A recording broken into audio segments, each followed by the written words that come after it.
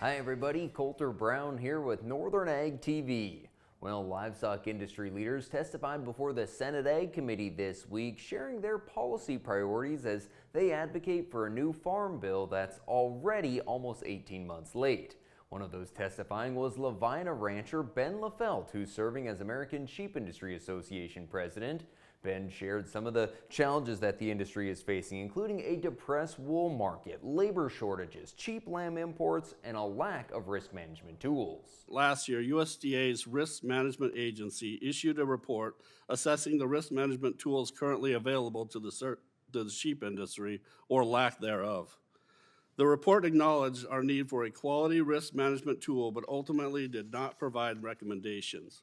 We therefore ask that you direct the Secretary to provide recommendations for a viable sheep-specific risk management tool. A large share of our 2024 wool clip did not receive a bid, and yet we are now sharing the 2025 clip. The 2018 trade war with China blew up our single largest market for American wool.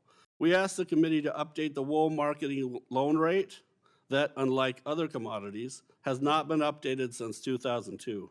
The wholesale lamb market has been stagnant for the past year, and any uptick is quickly dampened by a surge of imports of Australia and New Zealand lamb. 1/3 of our America's sheep herd is under the watch of an H2A sheep herder. Our labor costs have skyrocketed over the past 8 years. Our survival is literally reliant on a modernized sheep herder guest worker program.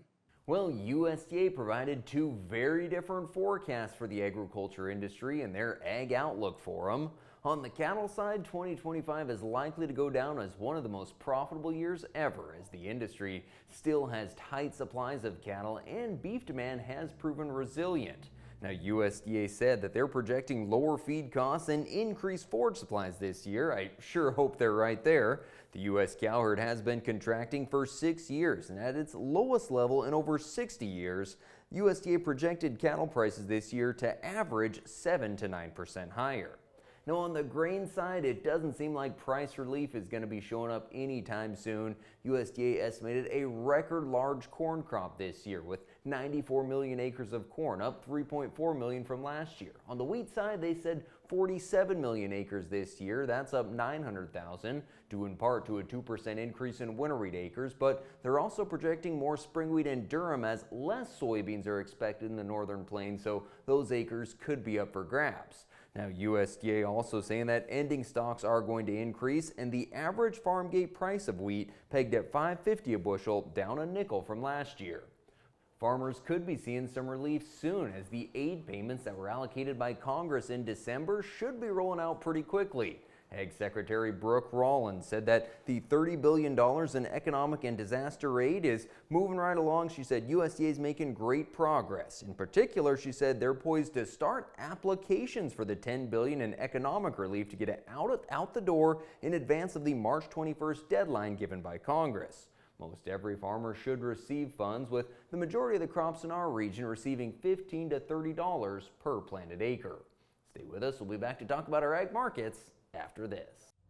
From the beginning, we've worked closely with farmers. BNSF's ties to the agricultural community go back 175 years. Together, we've innovated to make the U.S. agriculture supply chain one of the most efficient and productive in the world. Our strong relationship powers BNSF still today and helps us move the nation like no one else can. At BNSF, we move the nation for you. Talking with someone that you know is stressed out, those are difficult things to approach, but if you're good friends with those people, reach out and say, I'm here to talk to you. We can find somewhere to get some assistance. It's hard to get involved, but at the same time, you want to just say, hey, there is help available. For more tips in dealing with stress in agriculture or for free counseling for egg producers, visit beyondtheweather.com. Well, cattle futures did take a one-day hiatus from their rally, but feeders got the bit in the teeth and ran higher yet again. $8 higher this week in the feeder contracts alone. Certainly we're seeing these tight supplies and strong demand for feeder cattle. Live cattle have also worked higher. Now we are watching the cash-fed cattle trade where packers are trying to stem the bleeding and make up for negative margins, but feed yards kind of sick of taking lower money here in February and they're holding out. We'll see if any cattle move or maybe those animals will be held over until next week. In our local markets, feeder cattle in Torrington sold $5 to $8 higher. Heavier 4-weight steers topped out at $4.20. 5 to 5.5 weights averaged $3.90. The upper 5-weight steers selling $3.50 to $3.69. At Western Livestock in Great Falls, bred heifers are bringing $3,000 to $34.50. 3 to 4-year-old cows $29.50 to $33.50, and solid-mouth cows $27 to $2,900. And the grain market did not care for the news from the USDA Ag Outlook Forum. The projection for a record large corn crop and estimates for more wheat acres and higher supplies resulted in double-digit losses as wheat sank for the 4th straight day. This week alone, winter wheat is down 38 cents and spring wheat down 44. Well, that's going to do it for today's report. Thanks for joining us. Have a great day.